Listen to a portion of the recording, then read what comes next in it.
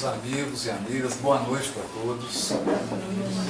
Inicialmente, eu gostaria de agradecer do fundo do coração a Isabel, que dirige essa casa.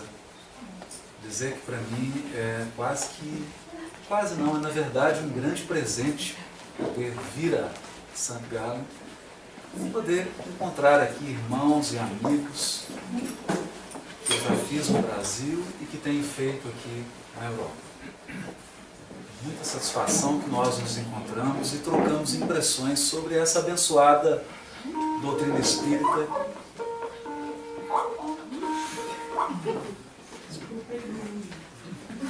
Aproveitar e pedir para desligar o o telefone celular, agora. essa mulher. Vou colocar no silencioso. Desligar logo. Agradecer essa abençoada oportunidade de trocar ideias e reflexões sobre a doutrina espírita. E o tema que nós vamos falar hoje é um tema intrigante. Porque nós vamos falar de doença e também de cura. Mas não a doença que atinge o corpo físico. Uma doença que atinge tecidos mais sutis. A doença que atinge a alma. E essa doença que atinge a alma, ela só possui um remédio capaz de proporcionar uma cura verdadeira, legítima, que é o perdão.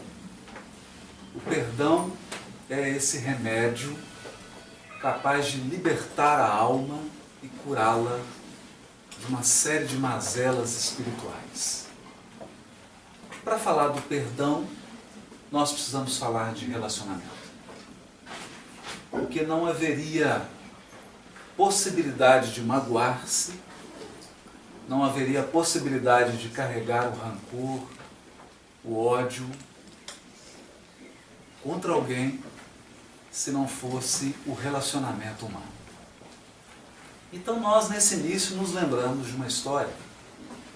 Há muitos anos atrás, na cidade de Pedro Leopoldo, quando Chico Xavier começava a sua missão na psicografia das obras que todos nós conhecemos. Nessa época, o Chico tinha uma vida muito simples, numa cidade muito pequena do interior de Minas Gerais, que é Pedro Leopoldo, perto da capital do estado, Belo Horizonte. E o Chico sempre gostou muito de animais, sobretudo de cachorro. E ele tinha um cão muito querido, que ele cuidava, e esse cachorro adoeceu. E o Chico então cuidava desse cachorro doente com um desvelo, com um carinho, seguindo aí as lições de Francisco de Assis, que também amava muito os animais. E a irmã do Chico, vendo aquele cuidado e o trabalho que o cachorro dava para o Chico, porque ele voltava do serviço, voltava da casa espírita, às vezes de madrugada, depois de um dia inteiro de atividades, e ainda se desvelava, cuidando do cachorro, dando comida, passando remédio, colocando ele no local para dormir. E a irmã falou assim: eu vou ajudar o Chico. Ele precisa de uma ajuda. E foi lá e matou o cachorro. É a forma que ela encontrou de acabar com o sofrimento do cachorro e do sofrimento que ela imaginava que o Chico tinha ao cuidar daquele animal. O certo é que, quando o Chico ficou sabendo que a sua irmã havia matado o cachorro, embora muito bem intencionada, ele ficou triste e, de certo modo, magoado com a irmã. E o tempo passou, passaram-se alguns meses, o tempo foi passando até que um dia Emmanuel chama o Chico para uma conversa mais íntima. E diz para ele assim: Chico, há uma nuvem de mágoa se formando em torno do seu coração. E essa questão que você alimenta com a sua irmã deixou de ser uma questão privada, deixou de ser um assunto íntimo e passou a perturbar a sua atividade mediúnica. Estamos encontrando uma imensa dificuldade no trabalho da psicografia em razão dessa mágoa que você alimenta. Isso tem distanciado você dos amigos espirituais e tem dificultado a nossa aproximação. E o Chico falou, mas e o que eu faço para resolver isso? Bom, você vai fazer o seguinte, você vai tentar descobrir o que a sua irmã mais gostaria de ganhar de presente. E vai comprar esse presente para ela. Ele falou assim, mas eu não estou entendendo. Ela que me ofendeu e eu que tenho que dar o presente? E o Emmanuel respondeu, a receita não é minha, Chico, é de Jesus. Então ele se curvou e disse, bom, se a receita é de Jesus, pode deixar que eu vou cumprir. Descobriu que a irmã desejava muito, o sonho dela era comprar uma máquina de costura. Para que a gente tenha uma ideia do valor desse presente, ele precisou comprar essa máquina e pagar muitos meses de prestação. Mas ele comprou a máquina e presenteou a irmã. Quando ele entregou a máquina para a irmã, a alegria, a satisfação dela foi tamanha que dela saiu uma luz imensa e foi ao encontro do coração do Chico e dissipou toda aquela névoa, toda aquela nuvem de mágoa que havia, e o problema foi completamente sanado.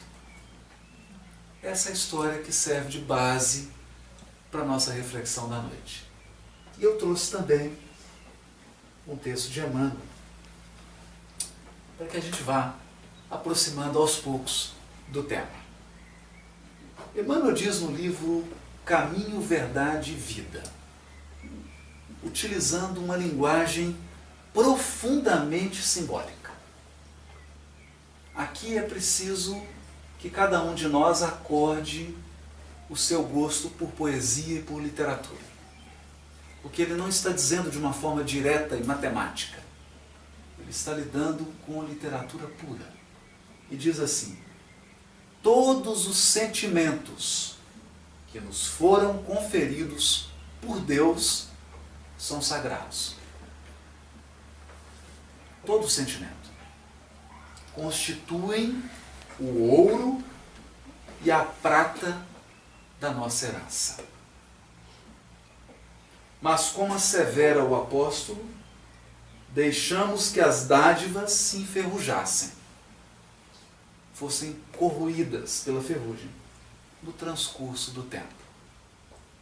Faz-se necessário, trabalhemos afanosamente, ou seja, com muita dedicação, para eliminar a ferrugem que nos atacou os tesouros do Espírito.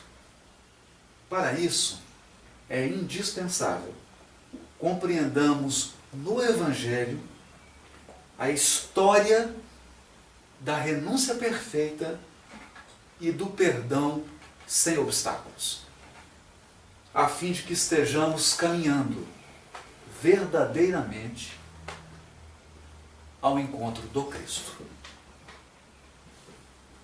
Antes de ler o segundo parágrafo, seria importante refletir um pouquinho sobre esse. Nós costumamos imaginar tesouros apenas aqueles que as nossas mãos podem tocar. E os tesouros que as nossas mãos tocam, eles são valiosos, eles encantam os olhos. Qual alma resiste ao belo, ao verdadeiro, àquilo que é bem feito? Quem não caminha por uma cidade como essa e não enxerga esses jardins, essas casas bem cuidadas, os museus, as obras de artes, as igrejas, com toda a sua beleza e não se encanta? Qual mulher não vai a uma loja e os seus olhos não brilham quando enxergam uma pulseira, um colar, um brinco, uma joia? Porque somos filhos do Criador. E toda a obra divina é obra de beleza e amplidão. Tudo na criação infinita reflete a bondade, a sabedoria e o poder de Deus. Nada é feito fora da medida. Nem para menos, nem para mais. O universo é uma obra encantadora, porque ele reflete toda a disposição que o Criador tem para com cada um dos seus filhos. A disposição de doar imensas dádivas. Basta examinar o nosso planeta com todas as suas belezas, basta examinar o nosso corpo físico e todos os recursos que a providência divina coloca ao nosso dispor para perceber que a dádiva do Criador é dádiva abundante. Só existe treva, só existe limitação quando o homem se afasta dessa corrente divina de bênçãos. Mas é preciso reconhecer que, a par de todas essas grandezas materiais, há tesouros que não podem ser avaliados pelos olhos dos homens. Quem nunca experimentou solidão? Quem nunca um dia se sentiu só e quando encontrou alguém querido, quando encontrou alguém que ama, pôde receber daquela criatura às vezes um olhar e teve uma sensação indescritível? A sensação do reencontro. A sensação de rever alguém de quem nós ficamos longe muito tempo. Quem nunca experimentou isso? Esse sentimento. Quem nunca experimentou o sentimento do amor? Amor de pai, amor de mãe, amor de namorados, amor de amigos, amor de companheiros de tarefa espírita, por que não? Cada sentimento desse, cada um, com a sua característica específica, representa um tesouro. E só quando a gente tem uma experiência com o sentimento, nós somos capazes de valorizar esses sentimentos. Por essa razão, Emmanuel diz que essa é a nossa herança divina. Porque o único patrimônio que verdadeiramente é do Espírito são patrimônios interiores. Tudo mais é transferível. Todos nós nascemos no mundo sem nada. Recebemos alguma transferência de recurso, a começar pelo corpo, que nos é cedido pelos nossos genitores, pelos nossos pais. Recebemos uma roupa que nos acolhe, um berço, mesmo que seja simples, ou ainda que seja soberbo, todos recebemos transferência de recursos. Mas chegada a época da desencarnação, tudo que as nossas mãos podem tocar, nós somos obrigados a transferir para alguém ou para algumas pessoas. De modo que, toda vez que nós entregamos um bem material a alguém, na verdade não estamos dando algo nosso. Estamos transferindo um patrimônio que não nos pertence. Entregar um agasalho, uma comida, ou qualquer bem material, é um trabalho de transferência. Passa de mãos em mãos. E muitas vezes Deus, na sua bondade, usa as nossas mãos para enxugar lágrimas. Usa as nossas mãos para ir ao encontro de alguém que sofre e transferir algo a esse alguém que essa pessoa precisa. Mas há um patrimônio intransferível, é o do sentimento. E o sentimento não é o que você dá, é como você dá. O sentimento é algo que verdadeiramente nós damos a alguém. Isso é tão forte, que ninguém resiste ao sentimento de uma mãe. O que uma mãe doa para um filho fica marcado. Ela pode não entregar nada de material, mas o simples olhar cuidadoso da mãe e a gente sente que ela está dando algo, está doando algo. A verdade é que quando Deus nos criou, Ele nos encheu de presentes. O primeiro deles é a eternidade. Saber que nós somos imortais. Saber que nós somos viajores desse universo infinito é talvez a melhor notícia que alguém possa dar ao outro. A imortalidade é um tesouro grandioso. Os outros são os tesouros do sentimento. Mas esses tesouros podem enferrujar. Esses tesouros, quando não recebem o cuidado, eles deterioram. E quando deterioram, perdem a sua função divina. Assim é que o amor, o mais sublime dos sentimentos, pode adoecer e se transformar em ódio. Quantas pessoas se unem pelo amor e acabam se afastando por uma violência sem tamanho? Isso acontece em todos os relacionamentos, sobretudo no relacionamento conjugal. O que começa com um encantamento termina muitas vezes na violência física. O que acontece? Por que os sentimentos se transformam dessa maneira? Por que essa herança que nós recebemos do Criador sofre ataques e deixa de ser um jardim bem cuidado para se transformar numa gleba abandonada, num terreno abandonado? Essa é a primeira questão. Essa é a primeira questão. E Emmanuel prossegue. Ele diz assim: para que o homem se enriqueça, deve adquirir o ouro provado no fogo. Ouro provado no fogo. Ouro que foi depurado. Ouro do qual foram retiradas todas as impurezas. Fortuna essa que procede das mãos generosas do Altíssimo.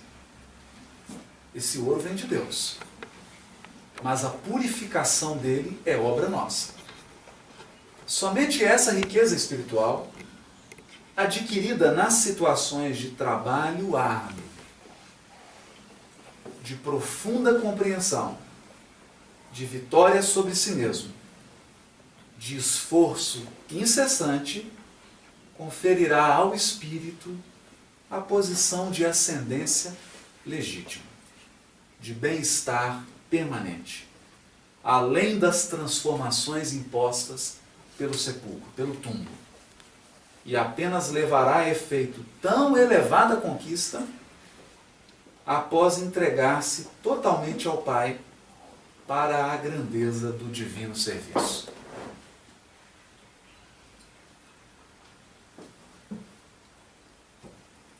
Um texto muito profundo, muito importante, e para chegar nele nós vamos ter que fazer um percurso. Quando Kardec pergunta aos espíritos sobre a caridade,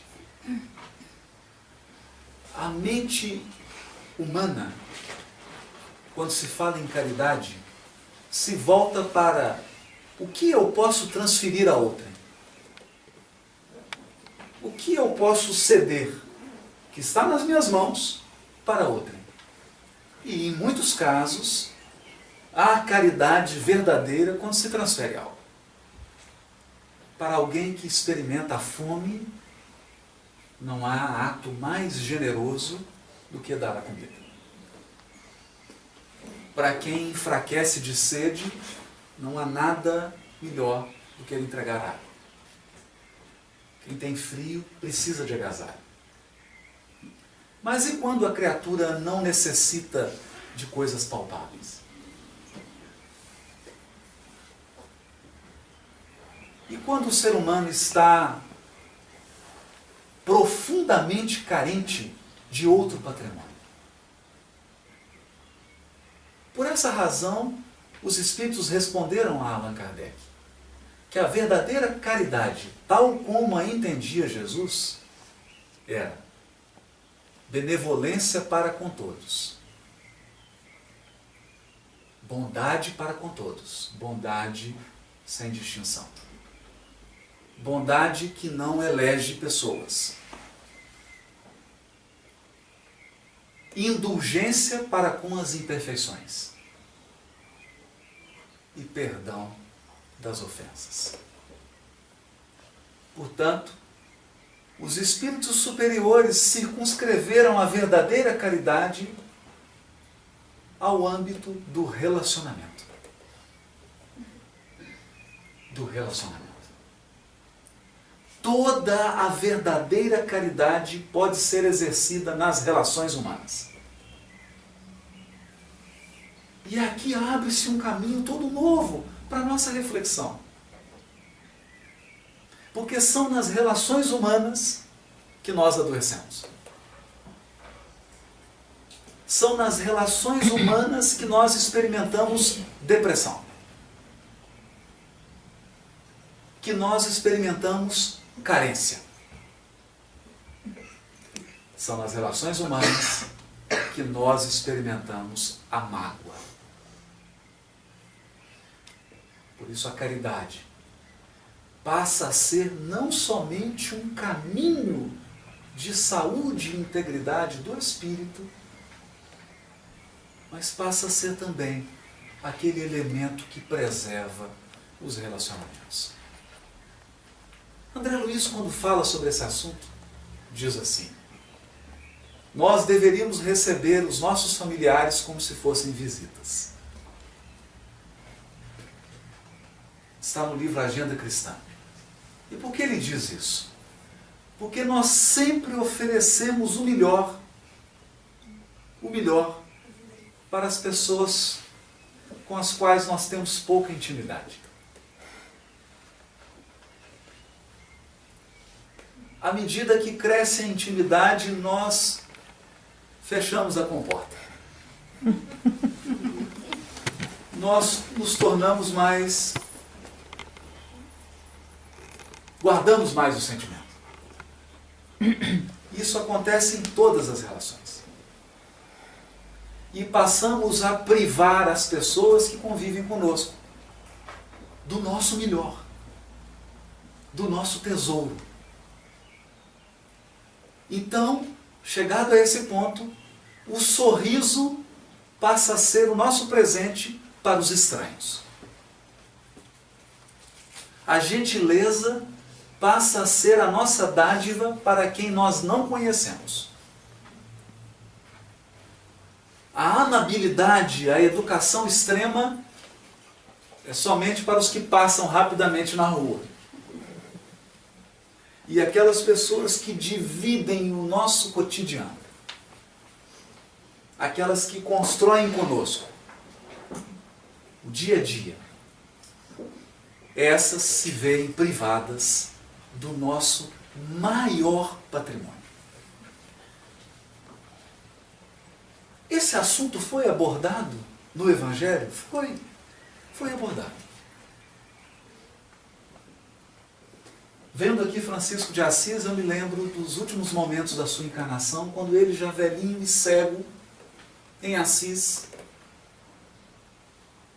cuidava de um jardim. Cuidava da sua horta, do seu jardim. E já havia escurecido, era o pôr do sol. Começava a ficar tudo escuro. Mas como ele era cego, como não há noite nem dia com o cego, ele continuou cuidando do jardim e da sua horta. E uma pessoa mais jovem do mosteiro, vendo aquele homem, aquele gigante da caridade, cego e cuidando da horta, se compadeceu dele. E foi até lá e falou: Pai Francisco, se você morresse hoje, o que você gostaria de estar fazendo quando a morte lhe visitasse? E ele só levantou a cabeça e respondeu para o jovem: eu gostaria de estar aqui cuidando do meu jardim.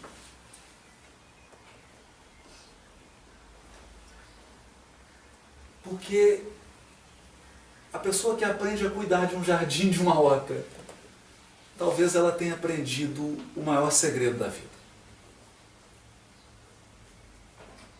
Quem aprendeu a cuidar, aprendeu o maior segredo da evolução espiritual.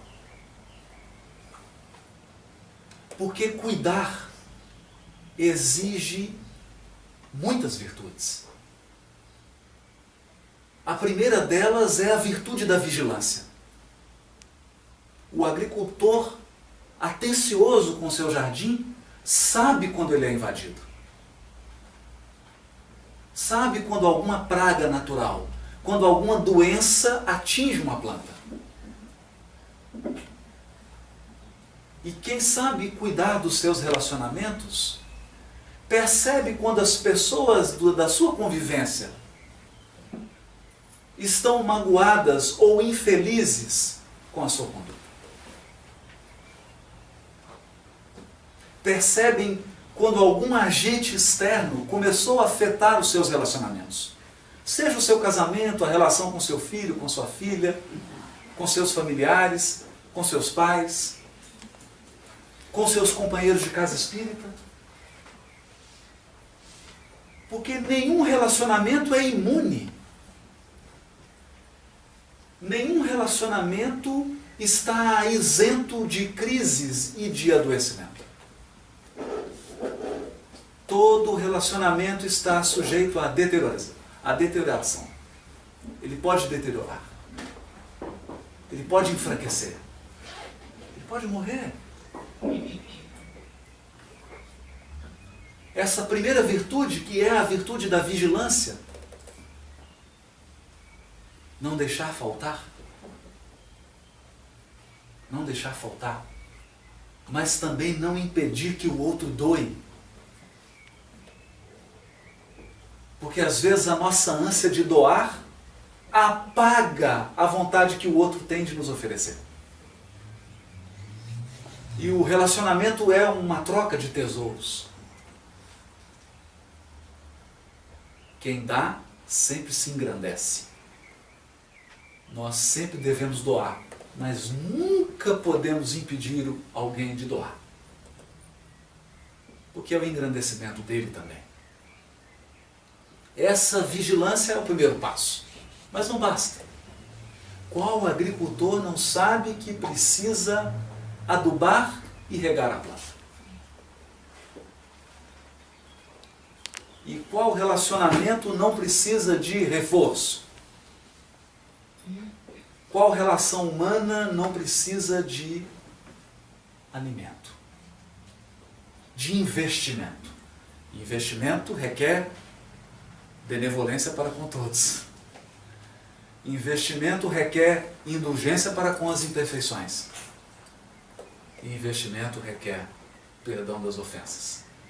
Nós vamos chegar lá. Daqui a pouquinho. O tema é perdão. Quando nós investimos na benevolência, é como dar adubo e água a uma planta. Porque ninguém resiste à bondade, ainda que não admita. A bondade é irresistível.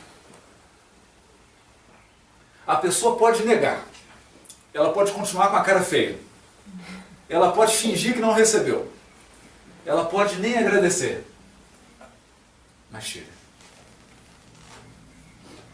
A bondade é irresistível. Certa vez Gandhi caminhava pelas ruas da Índia, na época medonha da colonização, e um soldado, vendo que ele, um indiano, caminhava no passeio, chegou com um bastão e agrediu Gandhi e o jogou no chão. E Gandhi, sem nenhuma reação de violência, levantou-se. E o soldado novamente o agrediu e o jogou no chão. Dessa vez com mais. E Gandhi, sem nenhuma reação, levantou-se novamente. E o soldado, dando-se conta da covardia, porque a não violência de Gandhi era um espelho que mostrava a ele a sua covardia. E quando alguém enxerga a própria covardia, ele tenta empurrar para o outro.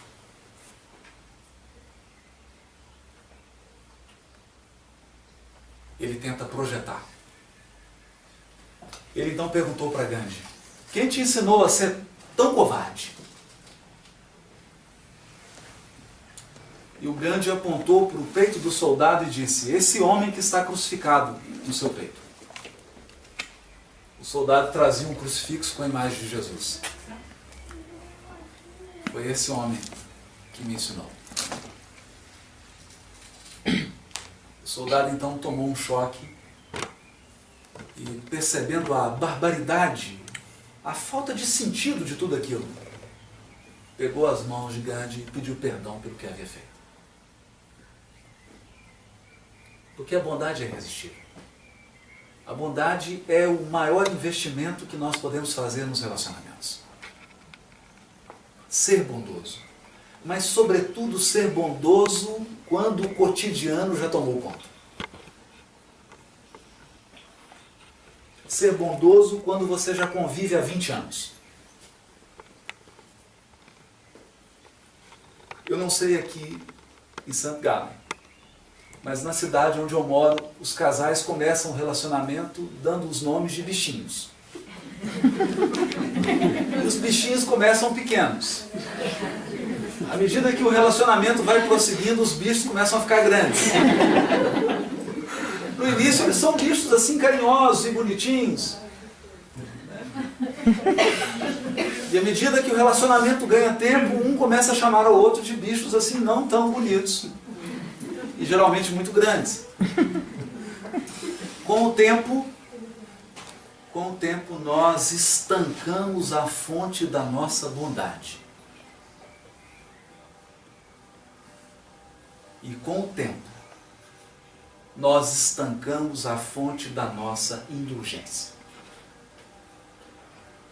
Ninguém diante de uma criança que está aprendendo a andar, a menos que essa criatura tenha algum distúrbio psiquiátrico, se comporta de maneira não indulgente. Todos somos indulgentes com uma criança que começa a aprender. O certo é que nos relacionamentos, à medida que o tempo passa, nós adquirimos um defeito. Eu apelidei esse defeito de olhar microscópio. O olhar microscópio, você passa a enxergar defeitos tão minúsculos. Defeitos, por exemplo, de como a pessoa aperta a pasta de dente.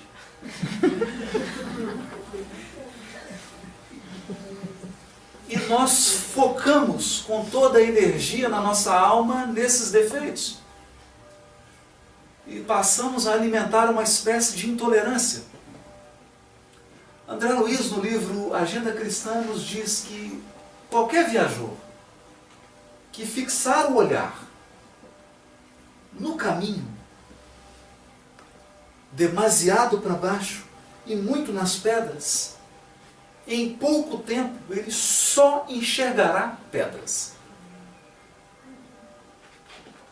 É preciso experimentar. Você pode levar a pessoa para caminhar nesse paraíso, que é a Suíça. Com paisagens de tirar o fôlego. Mas se essa criatura baixa a cabeça e foca, ele só verá rochas, pedras, pequenas, médias, minúsculas. E quanto mais você fixa o olhar nas pedras, maior a sua capacidade de enxergar pedras minúsculas. Isso acontece nos relacionamentos. À medida em que nós caminhamos com alguém, a nossa capacidade de ver defeitos minúsculos, e eles vão se avolumando, eles vão crescendo, vão se multiplicando, até que o relacionamento se torna insuportável. E a intolerância produz uma série de atritos. A intolerância consome toda a nossa benevolência. Ela consome energia. Às vezes encontramos criaturas que estão numa espécie de anemia do coração. Uma anemia profunda. Porque toda a sua energia amorosa foi utilizada na intolerância. Em focar o que há de mínimo. Mas há uma lei da vida que está no Evangelho. Nós sempre encontramos o que buscamos. Quem se esforça por encontrar defeitos, encontra todos, em todas as pessoas. E se você se transforma num especialista em enxergar defeitos nos outros, todas as pessoas têm defeitos insuportáveis. E quando a criatura atinge esse quadro, ela começa a se tornar alguém solitário. Essa criatura passa a emanar uma energia que afasta as pessoas. E ela passa a ver-se privada do amor e da benevolência dos outros. Como o amor é o alimento das almas, quem se entrega à solidão e à tolerância começa a experimentar uma profunda carência.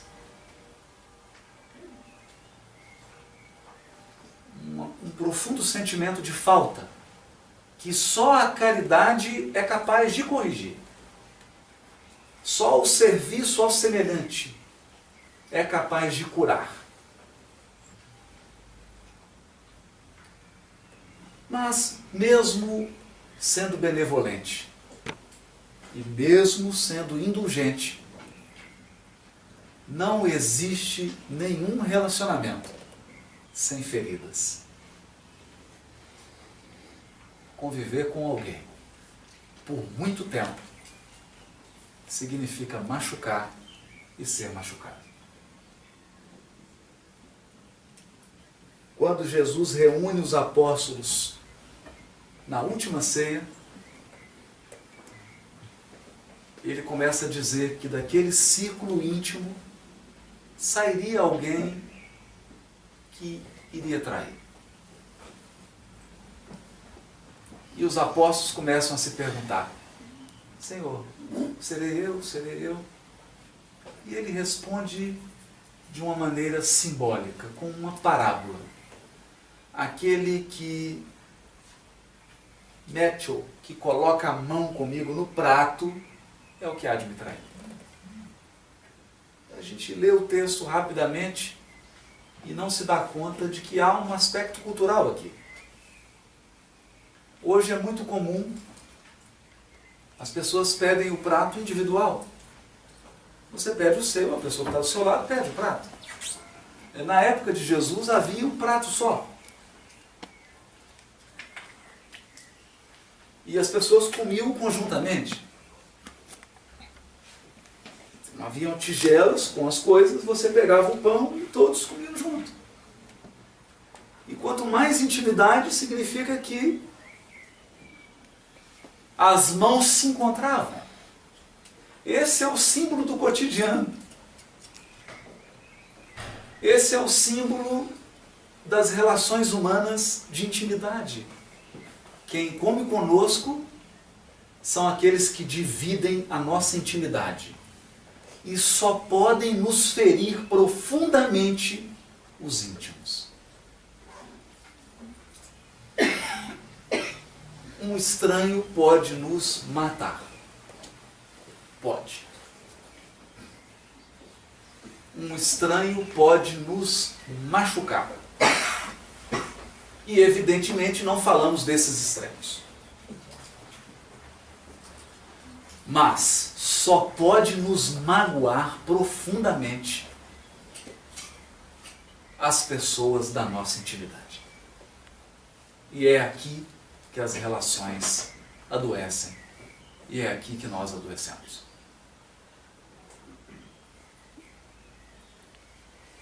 Quando experimentamos a ofensa de alguém, ou quando somos instrumentos para ofender alguém.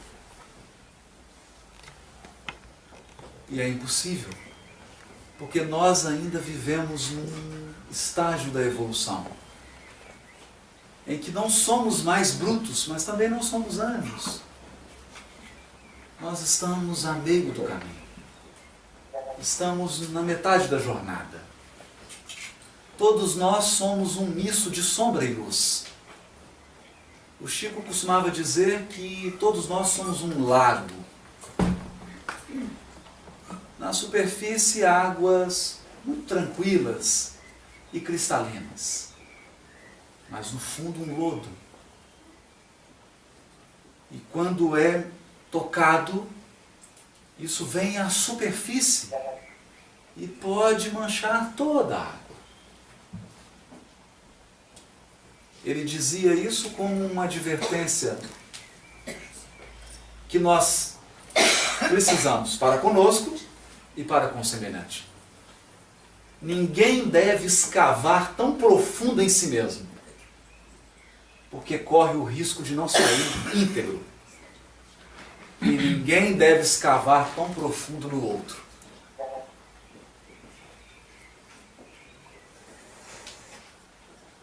Devemos seguir o conselho do Chico. Não teste os limites de outra criatura. Ainda não somos anjos. Mas acontece.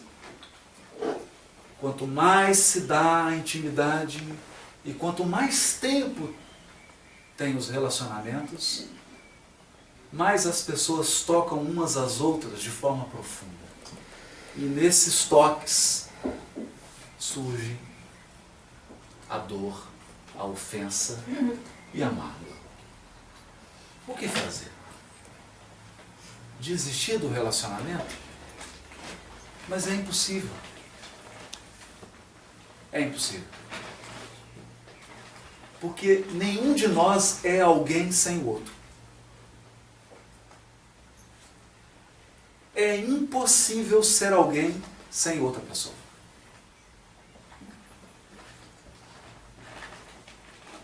Basta pensarmos no processo da reencarnação. Ninguém reencarna sozinho. Você precisa pelo menos de um pai e de uma mãe. E da mãe nós precisamos muito.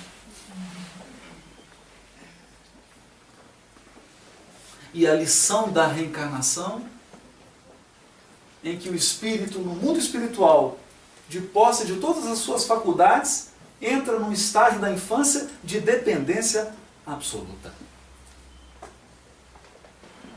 O início da encarnação e muitas vezes o fim da encarnação é de dependência absoluta. Para nos ensinar uma lição grandiosa. Ninguém é autossuficiente. Sem os outros, nós não somos. Sem a diferença, eu não consigo nem me definir.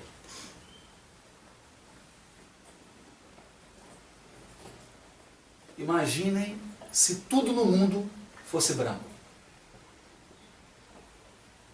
Não tivesse amarelo, nem vermelho, nem verde, nada, só a cor branca. Como que nós definiríamos cor? Como alguém definiria o dia sem noite? Nós somos capazes de identificar as coisas apenas pela interação delas. Somente quando as coisas interagem, se relacionam, nós somos capazes de identificar. Não há crescimento espiritual. Ninguém alcança a identidade própria. Ninguém se torna um indivíduo iluminado sem a interação. Sem o contato com o semelhante. Mas se todo contato provoca mágoa, se em todo contato humano nós estamos expostos ao sofrimento, será que esse adoecimento é inevitável? Não. Não. Foi por essa razão, que Jesus ensinou o perdão. Não ensinou o perdão como medida religiosa. Não se trata de um dogma religioso. Não se trata de um rito religioso.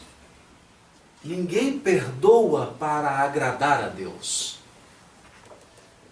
Todos nós devemos perdoar para manter a integridade psíquica. Porque sem perdão, nós perdemos a integridade psíquica. Sem a capacidade de perdoar. E todas as grandes dificuldades da nossa alma são dificuldades relativas ao perdão. Basta imaginar. Por que não nos recordamos de todas as nossas existências? Alguém indagará. Por que eu não lembro de todas as minhas reencarnações? Seria tão bom, eu não precisaria nem estudar alemão.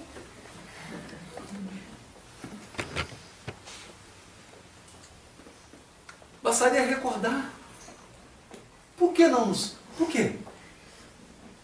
Porque não somos capazes ainda de perdoar. Imagine se você tiver uma regressão e se enxergar fazendo aquilo que você mais detesta hoje. Aquilo que você acha que é intolerável. Você fala, não, isso eu não tolero. Isso é insuportável. Eu não tenho nenhuma tolerância com esse tipo de comportamento. E aí você exatamente tem uma recordação em que você é exatamente isso. Você seria capaz de se perdoar?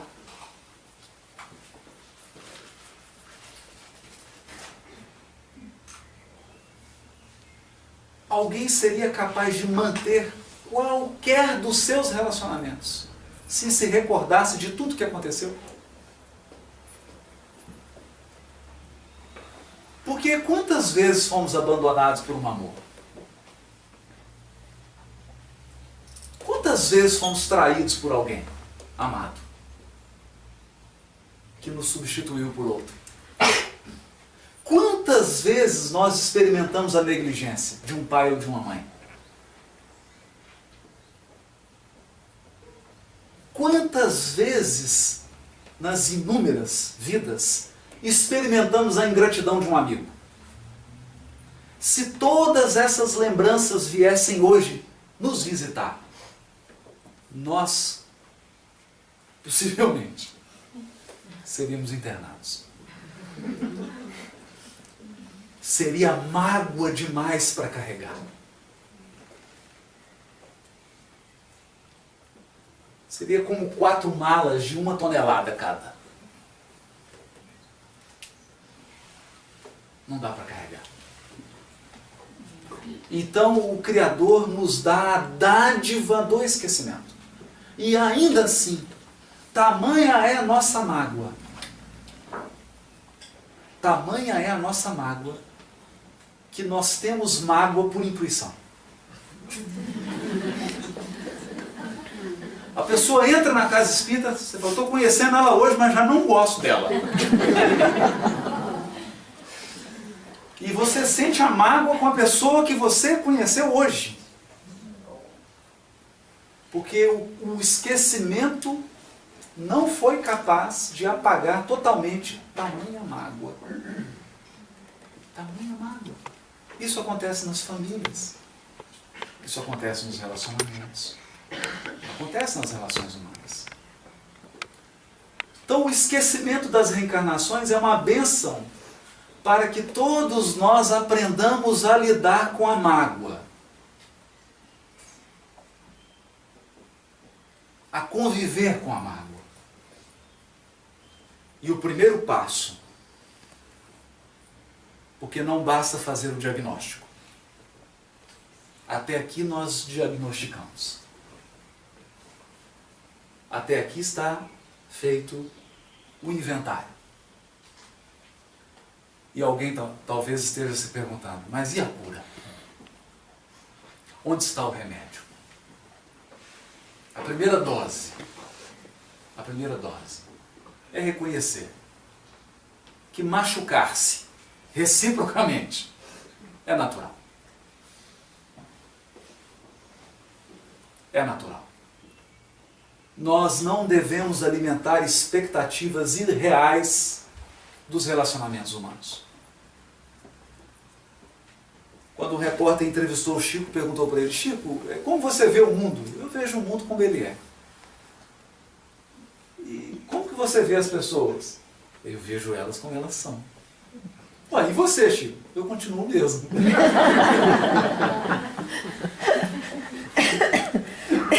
Aí que está o segredo. Aí está o segredo. Porque há criaturas da nossa convivência que ainda não aprenderam a usar a palavra para curar. Todos nós conhecemos pessoas que só usam a palavra para ferir. Toda vez que ela fala algo, é algo desagradável. Porque ela sempre realça o que há de pior. Nunca o que há de bom.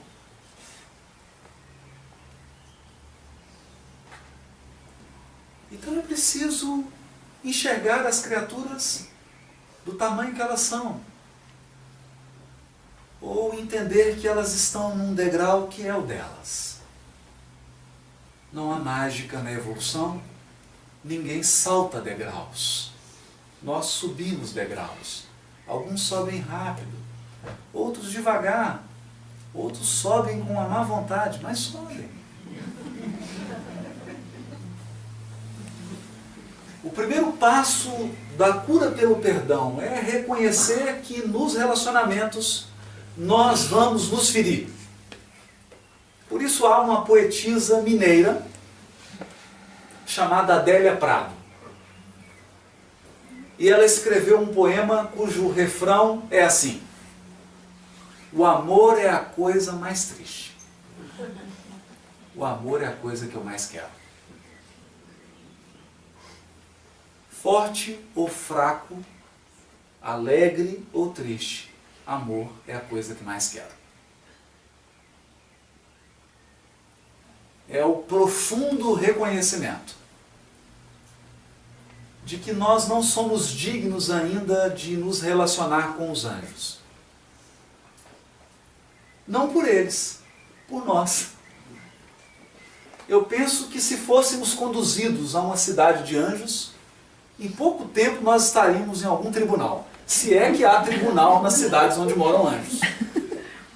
Porque nós causaríamos uma espécie de perturbação. É possível que a gente crie uma intriga entre anjos.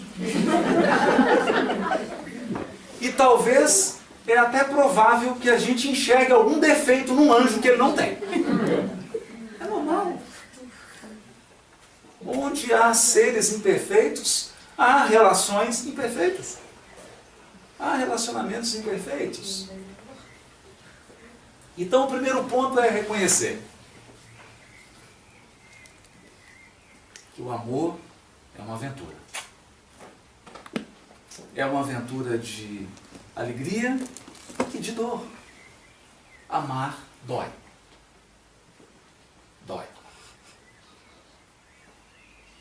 Mas as mães aqui presentes deixariam de ter os seus filhos por causa da dor do parto?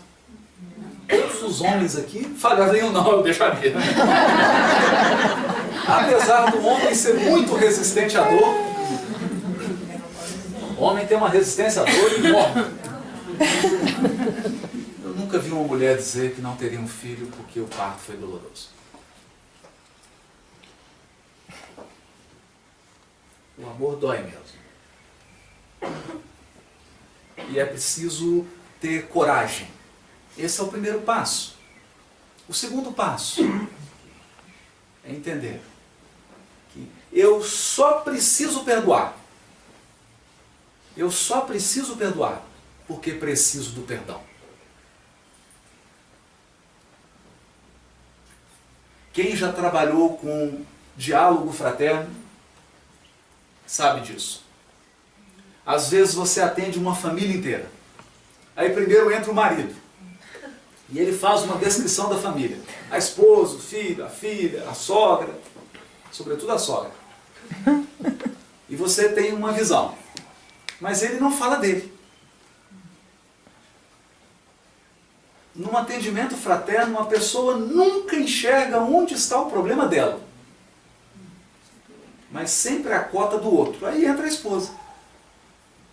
E fala do marido, fala do filho, fala da filha, fala da sogra dela. Dá o histórico e você começa a conhecer um pouquinho mais aquela família. E então chega o filho. E ele fala da irmã, fala do pai, fala da mãe, fala dos avós. Mas não enxerga ele.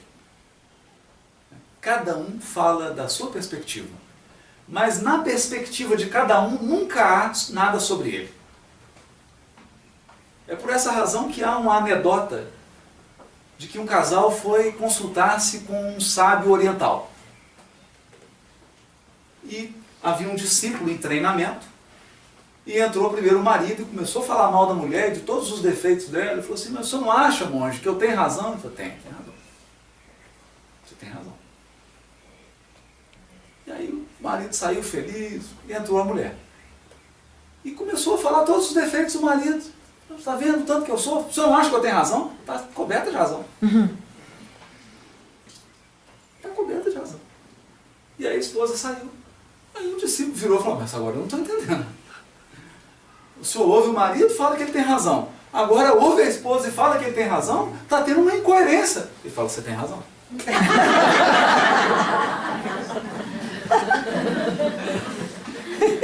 Porque é difícil conjugar.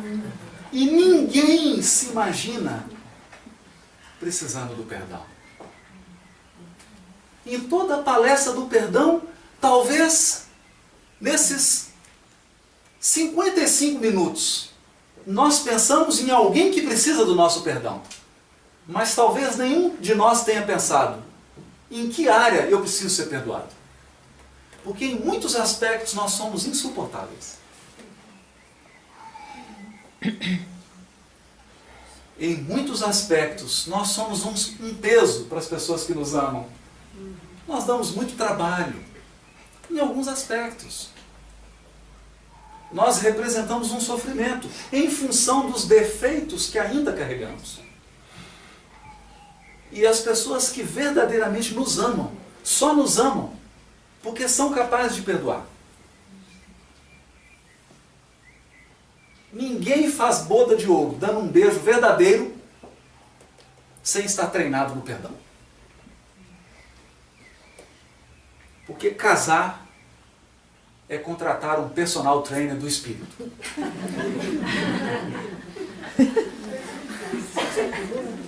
Ele te dizer, é quase uma fisioterapia espiritual.